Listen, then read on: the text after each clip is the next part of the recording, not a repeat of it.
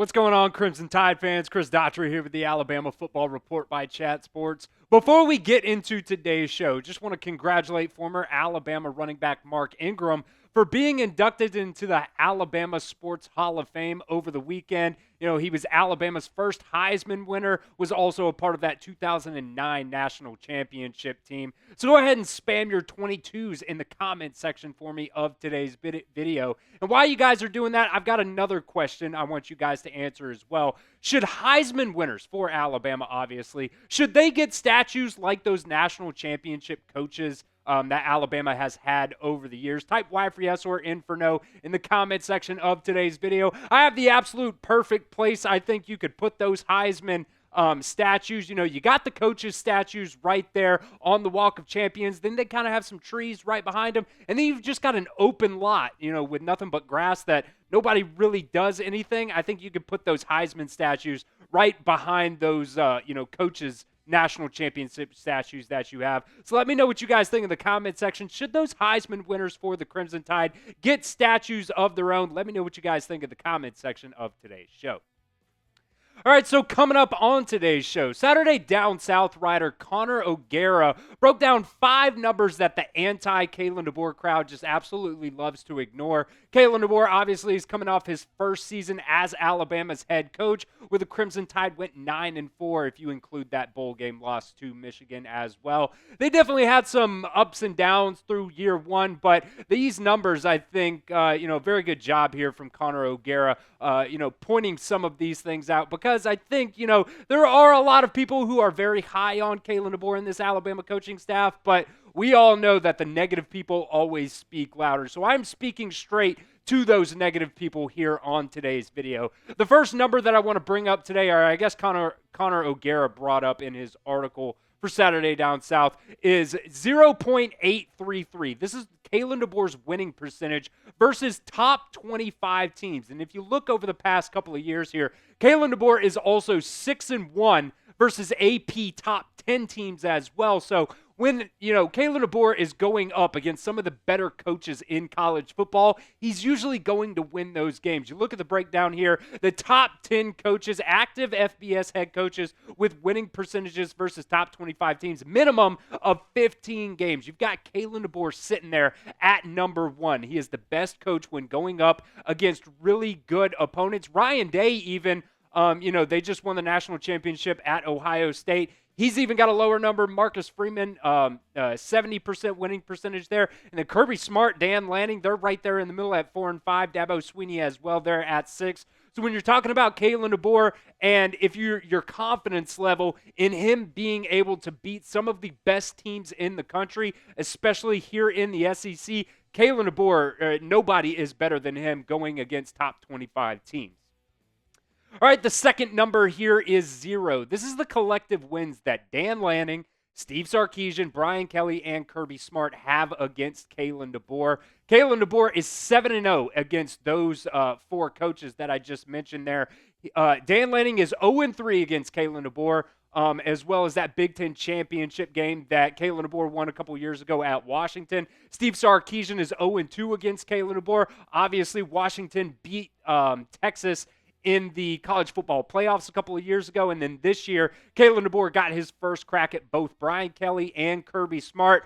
Obviously, that game against Georgia was just an incredible game in the first half for Alabama. And in the second half, Georgia started to come back, but ultimately Alabama got the win in that one. And you guys kind of know how I feel about Brian Kelly. But look, at the end of the day, he has gone to national championship games, and he is still one of the best coaches by the numbers anyways in college football. It just, in my opinion, I think when he gets to those high levels, usually doesn't end up, getting the win there. So you guys kind of know how I feel about Brian Kelly there. But either way, still, Dan Lanning, Steve Sarkisian, Kirby Smart, 3 of the best coaches in college football right now. None of those coaches have ever beaten Kalen DeBoer.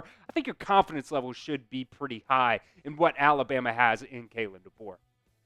So let me know here at the pinned comment of today's video. We're through year 1 now. Sure, there were some ups and downs, but I think, you think about the recruiting. Alabama's doing a very good job in that. You think about the hype that they've also got in the springtime. I think your confidence level should really be growing in Kalen DeBoer. So let me know what you guys think. Scale it 1 to 10 in the comment section. 1 on the low end, 10 on the high end. That ad's going to come right here on YouTube. That is totally fine. You guys can ignore it. Get down there and let me know what you guys think.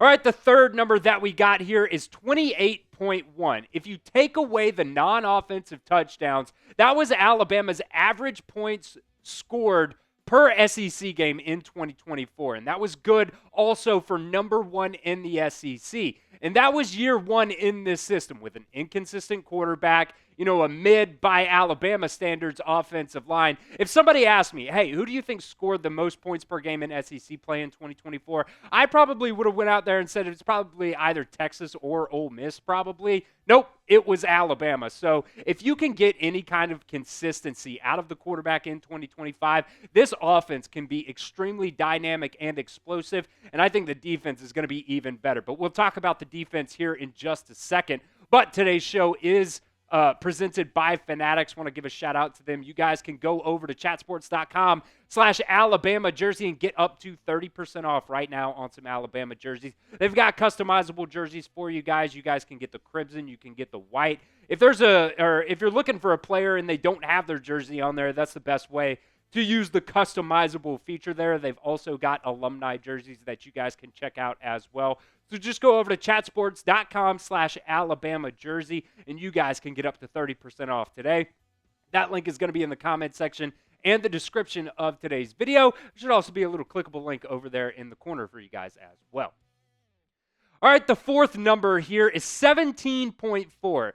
That's how many points Alabama's defense allowed in 2024. And, definitely at the beginning of the year, defense was a little shaky. They had this new Kane Womack system that these guys were learning. But, man, towards the end of the season, this defense really started to get a whole lot better, really especially after that Vanderbilt game. I think the Vanderbilt game, maybe even the Oklahoma game as well, really the only two games that I think you can look at this defense and think, man, they didn't really play that well. But looking at their points allowed versus Power 4 schools last year, Wisconsin only allowed 10 versus them. Obviously, their quarterback got hurt, but that's kind of because your defense, did their job at the end of the day. Georgia, most of those points were scored in the second half. Vanderbilt, obviously, that was a game you just could not stop them at all. South Carolina, look, the defense, they ended up getting the interception at the end of the game. That's what sealed that win against South Carolina. Tennessee, you only gave up 24 points. I think that's a game that you could argue that the offense was not very good either. Missouri, you shut them out completely, gave up 0 points in that game. LSU, you gave up 13, and that was even throwing a garbage time touchdown in there right at the end of the game. Oklahoma, still, you kind of couldn't really stop the run, but kind of the same as that Vanderbilt game. They kind of had this offense, a lot of RPOs and things like that. So, sure, you definitely could have done better against them, but another game that the offense kind of failed you there, only scoring 3 points in that game.